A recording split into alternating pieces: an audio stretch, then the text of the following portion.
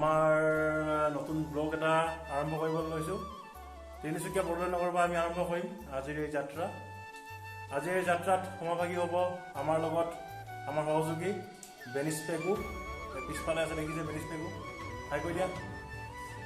আৰু আমি এনেদৰে আচলতে কোনো ধৰণৰ পৰিকল্পনা নাই আমি ক'লে যাম, কি কৰিম কি নকৰোঁ। আচলতে আমি যি কৰিম আজিৰ দিনটোত বা এতিয়াৰ পৰা আপোনালোকক তাৰে সামান্য যিমানখিনি দেখাব পাৰোঁ সিমানখিনি দেখাবলৈ আমি যত্ন কৰিম। আশা কৰিছোঁ আপোনালোকে আমাৰ এই ব্লগটোৰ জড়িত হৈ ভিডিঅ'টো শেষলৈকে চাব আৰু আশা কৰিছোঁ অনাগত দিনত আপোনালোকে এই চেনেলটোত অংশীদাৰ হৈ মেলি আমাক সহযোগ আগবঢ়াব। বলক তেতিয়াহ'লে আমি আৰম্ভ কৰোঁ আজি এই ভিডিঅ'টো। ধন্যবাদ।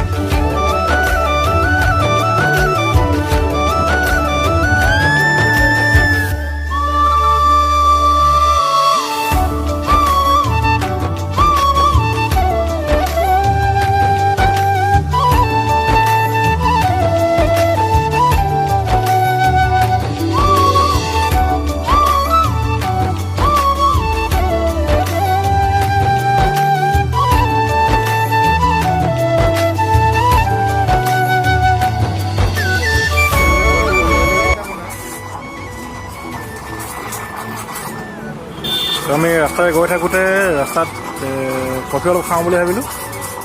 কফি খাবলৈ সোমাইছোঁ। দাদাই কফি বনাই আছে, বৰ সুন্দৰ কফি বনায়।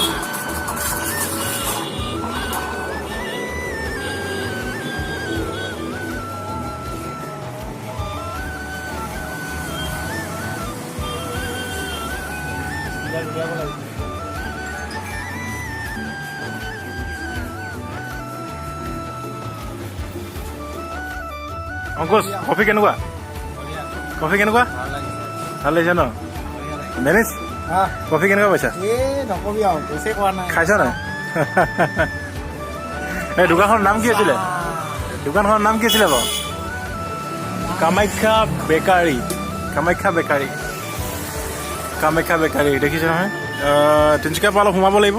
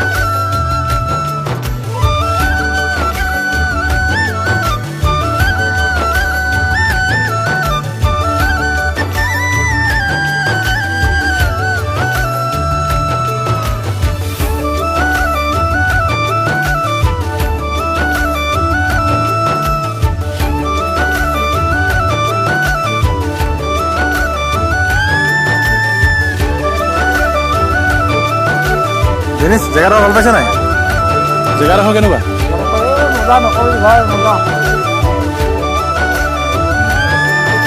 ইয়াত বনাই আছে ইয়াত নাওখনত কিবা বনাই আছে ৰেষ্টুৰেণ্ট টাইপৰ ৰেষ্টুৰেণ্টে হ'ব নেকি বেম্বো ৰেষ্টুৰেণ্ট বনাই আছে আচলতে আমি জেগাডোখৰ আছোঁ গুইজানৰ এক নান্দনিক পৰিৱেশ য'ত নৈখনৰ সিপাৰে আছে ডিব্ৰু চৈখোৱা ৰাষ্ট্ৰীয় উদ্যান আপোনালোকে হয়তো দেখিব ৰ'ব মই জুম কৰি চাইছোঁ এইখন ডিব্ৰু চৈখোৱা ৰাষ্ট্ৰীয় উদ্যান বৰ ধুনীয়া এটা পৰিৱেশ হয় সন্ধিয়া টাইমত বেলিটো ডুবুডুব অৱস্থাত আপোনালোকে চাবলৈ আহিব পাৰে নিশ্চয় ভাল লগা কথা